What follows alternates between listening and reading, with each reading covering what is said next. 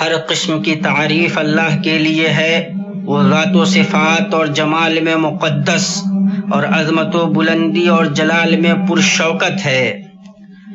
تیرے ہی لیے حمد ہے، پاکیزہ بابرکت حمد۔ ہمارے آقا تیرے لیے ہی حمد ہے اور تجھ پر ہی بھروسہ ہے۔ تیرے لیے حمد ہے، بلند ترین حمد و شکر اور ثنا، سب سے پرشوکت، پاکیزہ اور افضل حمد۔ اور میں گواہی دیتا ہوں کہ اللہ کے سوا کوئی معبود برحق نہیں، وہ ایک ہے، اس کا کوئی شریک نہیں۔ ایسی گواہی جس کے آگے دل فروتنی اور فرما برداری کے ساتھ جھکتے ہیں۔ اور میں گواہی دیتا ہوں کہ ہمارے نبی محمد اللہ کے بندہ اور اس کے رسول، گفتار و کردار سے اللہ کی تعظیم کرنے والوں میں سب سے بہتر ہیں۔ درود نازل ہو آپ پر، آپ کی آل پر، ان پر فضل بہت زیادہ مدام برسے، اور آپ کے صحابہ پر جو اسلام کا دفاع کرنے والے بہادر طاقتور ہیں، اور تابعین پر، اور جو درست طریقے سے ان کی پیروی کرے ان پر، جب تک کہ شمس و قمر ایک دوسرے کے پیچھے آئیں، اور بہت زیادہ بابرکت مسلسل سلامتی ہو۔ اما بعد، اللہ کے بندو، اللہ کا تقوی اختیار کرو اور جان لو کہ تقوی اللہ کی خشیت کے لیے دلوں کا نور اور روشنی ہے، اس کی محبت کا راستہ اور اس کا زینہ ہے، اور اس کے خوف کی دلیل اور اس کی دلالت ہے۔ اللہ تعالیٰ کا فرمان ہے، اے ایمان والو، اللہ تعالیٰ سے ڈرتے رہو اور ہر شخص دیکھ بھال لے کہ کل قیامت کے واسطے اس نے اعمال کا کیا ذخیرہ بھیجا ہے، اور ہر وقت اللہ سے ڈرتے رہو، اللہ تمہارے سب اعمال سے باخبر ہے۔ تقوی میں عبرتیں ہیں جن سے دل شفا پاتے ہیں، جیسے بارش کے موسلا دھار بارش سے پھول کھل جاتے ہیں۔ تقوی سب سے اچھا توشہ ہے جسے تم لے سکتے ہو، اور بھلائی سب سے اچھی چیز ہے جسے انسان نے پایا ہے۔ مسلمانوں، نت نئی ایجادات، نیٹ ورکس، عالم کاری، ٹیکنکس اور سیٹلائٹ ٹی وی کے ساتھ خیرہ کن عالمی میڈیائی کشادگی کے زمانے میں ہر عقل مند ذہین اور دانشور سمجھدار کے لیے ایسا خالص روشن منہج ضروری ہے جس سے وہ راستہ کو جان سکے، تاکہ بودے فہم سے دور ہو سکے اور بلند درجے تک پہنچ سکے، اور رب العالمین تک جانے والوں کے راستے میں آہستہ آہستہ بڑھ سکے، اور اسے یہ چیز سوائے راسخ ایمان اور صحیح ثابت عقیدہ جیسے سلف صالح کے عقیدہ کے کس چیز سے حاصل ہو سکتی ہے۔ صحیحین میں عبداللہ ابن مسعود رضی اللہ عنہ سے روایت ہے کہ آپ صلی اللہ علیہ وسلم نے فرمایا، لوگوں میں سب سے اچھے میرے زمانے کے لوگ ہیں، پھر جو ان کے بعد ہیں، اور پھر جو ان کے بعد ہیں۔ اور عبداللہ ابن مسعود رضی اللہ عنہ نے کہا، جسے کسی کی سنت اختیار کرنی ہو تو وہ مرے ہوئے لوگوں کی سنت اختیار کرے، اس لیے کہ زندہ لوگ فتنوں سے معمون نہیں ہوتے۔ وہ نبی صلی اللہ علیہ وسلم کے صحابہ ہیں، دلوں کے اعتبار سے اس امت کے سب سے نیک، علم میں سب سے گہرے اور سب سے کم تکلف برتنے والے، ایک ایسی قوم جنہیں اللہ نے اپنی نبی کی صحبت اور اپنے دین کو قائم کرنے کے لیے چن لیا۔ اور امیر المومنین عمر ابن عبدالعزیز نے کہا، نبی صلی اللہ علیہ وسلم اور آپ کے بعد سربراہوں نے سنتیں مقرر کی، انہیں پکڑنا کتاب اللہ کی پیروی، اللہ کی اطاعت کا استکمال اور اللہ کے دین کی قوت ہے۔ مخلوق میں سے کسی کے لیے بھی روا نہیں کہ انہیں بدلے یا ان میں تبدیلی پیدا کرے یا کسی ایسی چیز میں غور کرے جو ان کے خلاف ہو۔ جس نے ان سے ہدایت حاصل کی وہ ہدایت یافتہ ہے، جس نے ان سے مدد طلب کی اس کی مدد کی جائے گی، اور جس نے انہیں چھوڑ دیا اور غیر مومنوں کی راہ کی پیروی کی، اللہ اسے اسی طرف پھیر دے گا جس طرف وہ پھرے گا، اور اسے واصل بجہنم کرے گا، اور جہنم بہت برا ٹھکانہ ہے۔ اور امام مالک سے صحیح سند سے ثابت ہے کہ انہوں نے فرمایا، اس امت کے آخری لوگوں کی اصلاح بھی اسی سے ہوگی جس سے پہلے لوگوں کی اصلاح ہوئی تھی۔ مسلمانوں، سلف صالح کے پاک و خالص عقیدے کے نشانات میں سے سب سے اولین نشان اللہ کے لیے توحید خالص کا اہتمام ہے۔ اللہ تعالیٰ کا فرمان ہے، انہیں اس کے سوا کوئی حکم نہیں دیا گیا کہ صرف اللہ کی عبادت کریں، اسی کے لیے دین کو خالص رکھیں، ابراہیم حنیف کے دین پر۔ اور آپ صلی اللہ علیہ وسلم نے فرمایا اعمال کا دار و مدار نیتوں پر ہے، اور ہر انسان کو وہی ملے گا جس کی اس نے نیت کی ہوگی۔ اسے بخاری نے روایت کیا ہے۔ اور اللہ پاک کی توحید، توحید الوہیت، توحید ربوبیت اور توحید اسماء و صفات تمام کو شامل ہے۔ اللہ تعالیٰ کا فرمان ہے، اور اچھے اچھے نام اللہ ہی کے لیے ہیں، سو ان ناموں سے اللہ ہی کو موسوم کیا کرو، اور ایسے لوگوں سے تعلق بھی نہ رکھو جو اس کے ناموں میں کجروی کرتے ہیں، ان لوگوں کو ان کے لیے کیے کی سزا ضرور ملے گی۔ باوجود کہ توحید کا بہت روشن مقام ہے، لیکن اس کے ساتھ اس کی حفاظت کرنا اور بطور خاص تنفیذ، عمل اور موقف کے میدانوں میں اس کے شرائط اور تقاضوں کو پورا کرنا پوری زندگی کا عظیم ترین مقصد شمار کیا جاتا ہے، اس لیے کہ روشن شریعت کا عظیم ترین مقصد وجود و عدم کے اعتبار سے دین کی حفاظت اور ہر قسم کی مخالفتوں، شرک، بدعات اور محدثات سے عقیدہ کا تحفظ ہے۔ بندوں پر سب سے پہلی ذمہ داری توحید کے ساتھ رحمان کی معرفت ہے۔ وہ خلق و ارادہ میں منفرد ہے اور حاکم ہے، جو اس نے ارادہ کیا اس میں جلالت شان والا ہے۔ مومنوں، سلف کے عقیدہ کے ارکان یہ ہیں: اللہ، اس کے فرشتوں، اس کی کتابوں، اس کے رسولوں، بعث بعد الموت اور تقدیر کے خیر و شر پر ایمان لانا۔ اور اللہ پر ایمان لانے میں یہ شامل ہے کہ اس چیز پر ایمان لایا جائے جس سے اللہ نے اپنی کتاب میں خود کو موصوف کیا ہے، یا پھر اس کے رسول محمد صلی اللہ علیہ وسلم نے جس چیز سے اس کا وصف بیان کیا ہے، بغیر کسی تحریف یعنی معنی بدلے، تعطیل یعنی معنی ختم کیے، تکییف یعنی کیفیت بیان کیے، یا تمثیل یعنی مثال بیان کیے، بلکہ وہ ایمان رکھتے ہیں کہ اللہ سبحانہ کے جیسی کوئی چیز نہیں، اور وہ سننے والا اور دیکھنے والا ہے۔ چنانچہ وہ لوگ اس سے اس چیز کی نفی نہیں کرتے جس سے اس نے خود کو موصوف کیا ہے، اور نہ وہ کلمے کو اس کی جگہوں سے کہیں اور پھیرتے ہیں، نہ اللہ تعالیٰ کے ناموں اور اس کی صفات میں کجروی اختیار کرتے ہیں، نہ کیفیت بیان کرتے ہیں، نہ مخلوقات کی صفات سے اللہ جل جلالہ کی صفات کو تشبیہ دیتے ہیں، اس لیے کہ اللہ پاک کے جیسا، اس کے برابر یا اس کے مقابل کوئی نہیں، بابرکت ہے وہ اللہ ہے جل جلالہ، وہ جواد، کریم اور کامل ہے، اس کی مثال نہیں بیان کی جا سکتی، اس کی ذات کی شوکت اوصاف سے بالا تر ہے، وہ اوصاف سے بالا تر پر شوکت اعلیٰ اور کامل ترین ہے۔ پھر سلف کے نزدیک ایمان قول و عمل کا نام ہے، زبان سے قول اور ارکان پر عمل اور دل میں یقین۔ یہ ایمان فرما برداری سے بڑھتا ہے اور نافرمانی سے گھٹتا ہے۔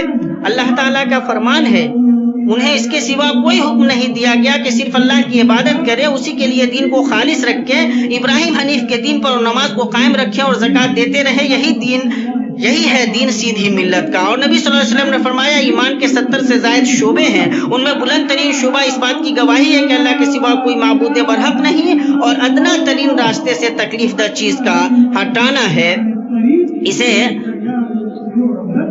اور حیا ایمان کا شعبہ ہے، اسے مسلم نے اپنی صحیح میں روایت کیا ہے۔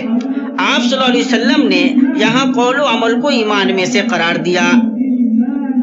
اللہ تعالیٰ کا فرمان ہے، اور اس صورت نے ان کے ایمان کو زیادہ کیا اور فرمایا کہ ان کا ایمان بڑھے۔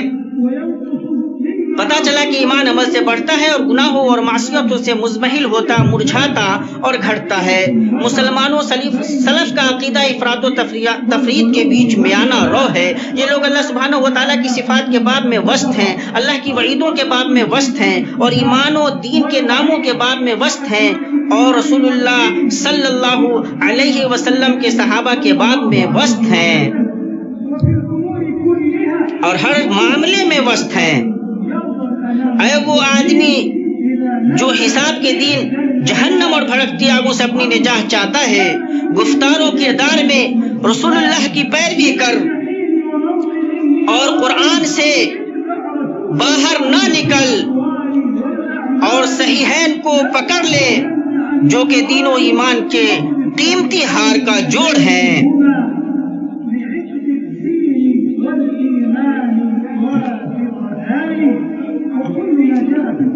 رحمان کی صفات میں سے جو کچھ بھی قرآن میں آیا ہے یا نبی صلی اللہ علیہ وسلم سے بسند صحیح ثابت ہے، اس پر ایمان لانا، اسے تسلیم و قبول کرنا، رد و تعبیل اور تشبیہ و تعبیل کے ذریعے چھیڑنے سے بچنا واجب ہے، اور اس میں سے جس میں اشکال ہو اس کا لفظاً اثبات واجب ہے، اور اس کے معنی سے چھیڑ چھاڑ نہیں کیا جائے گا، اور ہم اس کے علم کو اس کے قائل کی طرف پھیریں گے اور اس کا ذمہ ناقل پر قرار دیں گے۔ ان راسخین فی العلم کے راستے کی پیروی کرتے ہوئے جن کی اللہ تعالیٰ نے اپنی کتاب مبین میں تعریف کی ہے۔ اللہ تعالیٰ کا فرمان ہے، اور پختہ و مضبوط علم والے یہی کہتے ہیں کہ ہم تو ان پر مان لا چکے، یہ ہمارے رب کی طرف سے ہیں۔ اور اللہ تعالیٰ نے اپنی متشابہ آیات کی تعبیر کے جویا لوگوں کی مذمت میں فرمایا، بس جن لوگوں کے دلوں میں کجی ہے وہ تو اس کی متشابہ آیتوں کے پیچھے لگ جاتے ہیں، فتنے کی طلب اور ان کی مراد کی جستجو کے لیے، حالانکہ ان کے حقیقی مراد کو سوائے اللہ تعالیٰ کے کوئی نہیں جانتا۔ تعبیر کی جستجو کو کجروی کی علامت قرار دیا اور مذمت میں اسے فتنے کی تلاش سے جوڑا، پھر انہیں ان کی امید سے روک دیا اور ان کی چاہت کو ان کے ارادے سے الگ کر دیا۔ اپنے اس قول کے ذریعے اس کی تعبیر سوائے اللہ کے کوئی نہیں جانتا۔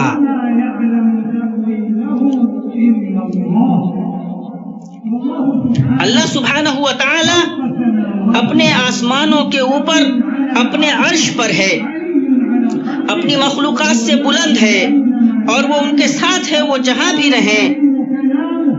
قرآن کریم اس کا کلام ہے، اسے نازل کیا گیا ہے، وہ غیر مخلوق ہے، اور سلف کے پورے عقیدے میں سے یہ ہے کہ حشر پر، صحیفوں کے اڑنے پر، دفتروں کے پھیلائے جانے پر، مخلوقات کے لیے میزان رکھے جانے پر، صراط پر اور شفاعت پر ایمان لایا جائے، اور یہ کہ جنت اور جہنم مخلوق ہیں، اور یہ کہ مومن قیامت کے دن اپنے رب کو دیکھیں گے جیسا کہ وہ 14ویں رات کو چاند کو دیکھتے ہیں۔ اس بات کی بھی صراحت ہے کہ اہل ایمان حشر کے دن اللہ کو دیکھیں گے، وہ صاف اللہ کو دیکھیں گے آسمانوں کے اوپر اپنی آنکھوں سے، جیسے چاند اور سورج دیکھے جاتے ہیں۔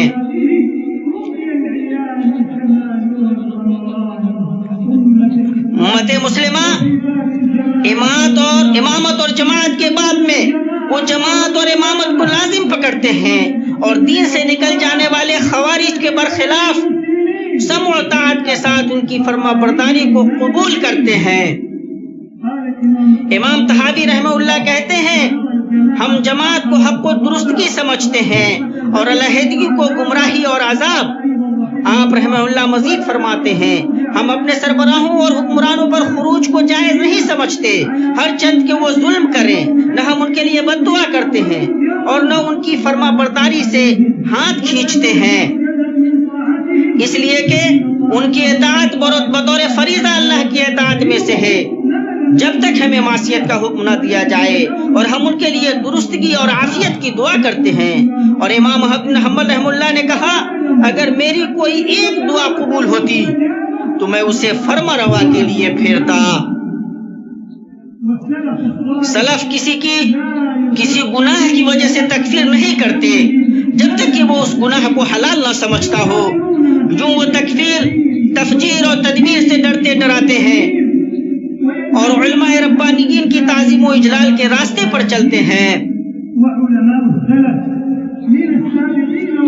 امام طحاوی رحمہ اللہ فرماتے ہیں، علماء سلف میں سابقین اور ان کے بعد تابعین، اہل خیر و اثر اور اہل فقہ و نظر کا ذکر جمیل ہی کیا جائے گا، اور جو انہیں برائی سے یاد کرے وہ راہ حق پر نہیں۔ ہمارے اسلاف رحمہ اللہ کے عقیدے کی روشن نشانیوں میں سے عقیدہ و منہج کی بنیاد پر اخوت ہے۔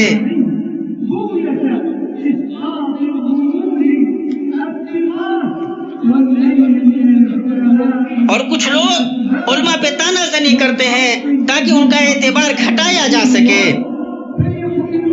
مسلمانوں کو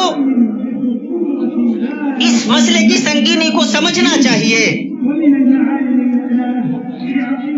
ہمارے اسلاف رحمہ اللہ کے عقیدے کی روشن نشانیوں میں سے عقیدہ و منہج کی بنیاد پر اخوت ہے۔ اللہ تعالیٰ کا فرمان ہے، یاد رکھو سارے مسلمان بھائی بھائی ہیں۔ دلوں اور جذبات کا جڑنا اور اہداف و مناہج کا متحد ہونا اسلام کی موقت ترین تعلیمات اور مخلص مسلمانوں کی لازم ترین صفات میں سے ہے۔ اللہ تعالیٰ کا فرمان ہے، یہ تمہاری امت ایک امت ہے۔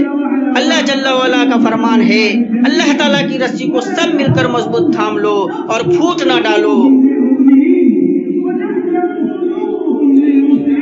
مسلمانوں کے دلوں کے لیے صاف شفاف رہتے ہیں۔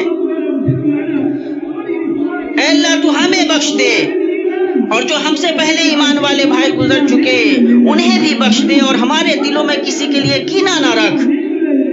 ایمان والوں کے لیے ہمارے دلوں میں کینہ نہ رکھ۔ اے اللہ تو غفور الرحیم ہے۔ پتہ چلا کہ نہ گروہ بندی ہے، نہ مسلک پرستی، نہ فرقہ پرستی، نہ عصبیت اور نہ نسل پرستی، بلکہ باہم مضبوط پکڑنے، تفرقہ کو چھوڑنے، رحمت باہمی نرمی کے اظہار، تشدد اور باہمی لڑائی کو ترک کرنے، گفتگو اور ہم آہنگی کو مضبوط کرنے اور جھگڑا اور تصادم سے دور ہونے کی دعوت ہے۔ یہ ہمارے سلف صالح کا اجمالی عقیدہ ہے۔ میرے لیے حق کی شریعت ہی شریعت ہے اور حق کا مسلک ہی مسلک ہے۔ اے آدمی جو اپنی نجات چاہتا ہے، اس خیر خواہ کی بات کو غور سے سن، لوگوں کی الٹی سیدھی باتوں کے پیچھے مت جا، سلف کے راستے پر چل اور حق و ہدایت کے راستے کو مضبوط تھام لے۔ میرے لیے حق کی شریعت ہی شریعت ہے اور حق کا مسلک ہی مسلک ہے۔ اور جب تم عزم کر لو اور جب جان لو تو مضبوط پکڑ لو۔ ہر بھلائی سلف کی پیروی میں ہے اور ہر برائی نئی چیزوں کے ایجاد میں ہے، بدعت میں ہے۔ ہم اللہ سے دعا کرتے ہیں کہ اللہ ہمیں صحیح عقیدے پر زندہ رکھے، واضح صحیح منہج پر موت دے۔ بلا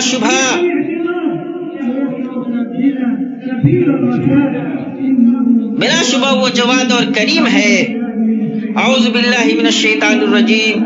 اور یہ کہ یہ دین میرا راستہ ہے جو مستقیم ہے، سو اس راہ پر چلو اور دوسری راہوں پر مت چلو کہ وہ راہیں تم کو اللہ کی راہ سے جدا کر دیں گی۔ اس کا تم کو اللہ تعالیٰ نے تاکیدی حکم دیا ہے تاکہ تم پرہیزگاری اختیار کرو۔ اللہ مجھے اور آپ کو دونوں وحیوں میں برکت سے نوازے، سید الثقلین کے طریقے سے مجھے اور آپ کو فائدہ پہنچائے۔ میں اپنی یہ بات کہتا ہوں اور میں اللہ عظیم الجلیل سے اپنے لیے اور آپ کے لیے اور بقیہ تمام مسلمانوں کے لیے ہر گناہ سے مغفرت طلب کرتا ہوں۔ آپ بھی اس سے مغفرت طلب کیجئے اور اس کی جناب میں توبہ کیجئے۔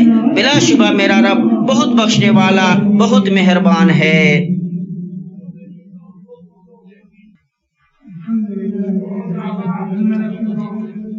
ہر قسم کی تعریف اللہ کے لیے ہے، وہ صاحب شوکت اور صاحب سلطنت ہے۔ اس کے اچھے نام اور جلیل صفات ہے۔ میں اس پاک ذات کی حمد بیان کرتا ہوں، اس سے کوئی چیز نہیں چھپتی اور نہ چھوٹتی ہے، اور میں گواہی دیتا ہوں کہ اللہ کے سوا کوئی معبود برحق نہیں، وہ ایک ہے، اس کا کوئی شریک نہیں۔ ایسی گواہی جو روح کے لیے غذا اور خوراک ہے۔ اور میں گواہی دیتا ہوں کہ ہمارے نبی محمد اللہ کے بندہ اور اس کے رسول ہیں۔ اللہ کا درود اور اس کی برکتیں ہوں آپ پر، نطق و سکوت میں مخلص آپ کے صحابہ پر، تابعین پر، اور جو درست طریقے سے ان کی پیروی کرے ان پر تا قیامت۔ اما بعد اللہ کے بندو، اللہ کا تقوی اختیار کرو اور اس کی تعظیم کرو، اس کے جلال و کمال سے ڈرو اور اس کی خشیت اپناؤ۔ دنیا و آخرت میں تمہارے احوال درست ہو جائیں گے۔ ایمانی بھائیو، ہم نئے تعلیمی سال کے آغاز میں معلمین اور معلمات کو عقیدہ کے علوم کے اہتمام اور نئی نسل کے اندر سلف صالح کے عقیدہ کو قولی و اعتقادی طور پر راسخ کرنے کی دعوت دیتے ہیں۔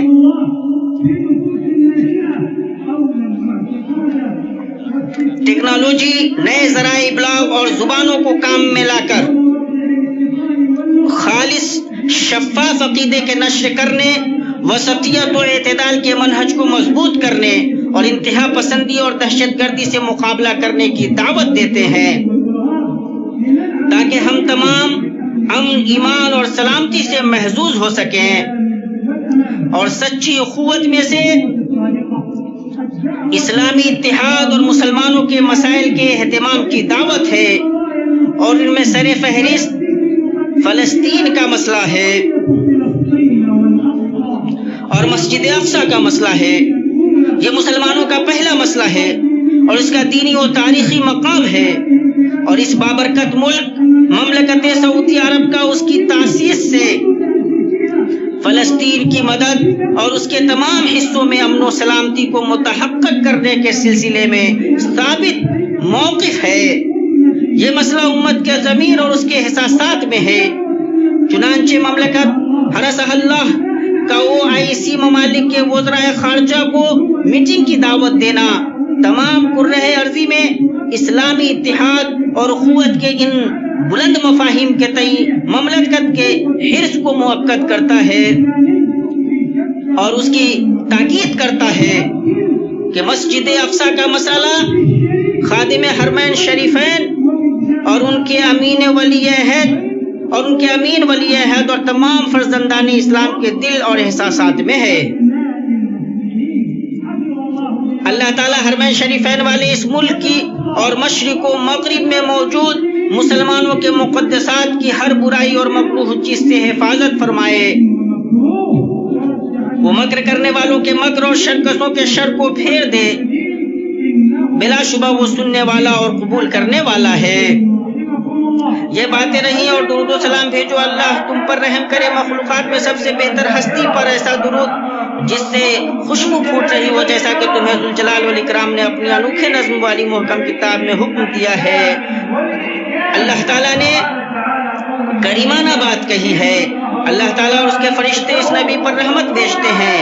اے ایمان والو تم بھی ان پر درود بھیجو اور خوب سلام بھی بھیجتے رہا کرو. اور آپ صلی اللہ علیہ وسلم نے فرمایا جس نے مجھ پر ایک مرتبہ درود بھیجا اللہ تبارک تعالیٰ اس پہ 10 مرتبہ رحمت نازل فرماتا ہے. اے میرے معبود تو سب سے افضل مخلوق اور بدعتوں کے مٹانے والے پر درود و سلامتی نازل فرما اور ان کی آل اور اصحاب اور نیک لوگوں پر جو ان کے راستے پر چلیں اور ان کی پیروی کریں. اے اللہ تو راضی ہو جا خلفائے راشدین سے اور بقیہ تمام صحابہ اور تابعین سے، اور انہی کے ساتھ اپنے عفو و کرم سے ہم سے بھی تو راضی ہو جا. اے اللہ اسلام اور مسلمانوں کو غلبہ دے. اے اللہ اسلام اور مسلمانوں کو غلبہ دے.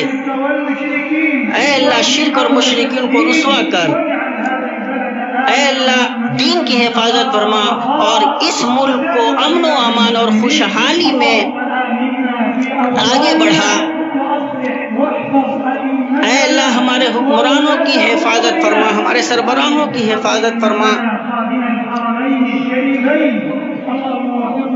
اے اللہ خادم حرمین شریفین کو اس بات کی توفیق دے جو تیری منشا کے مطابق ہو.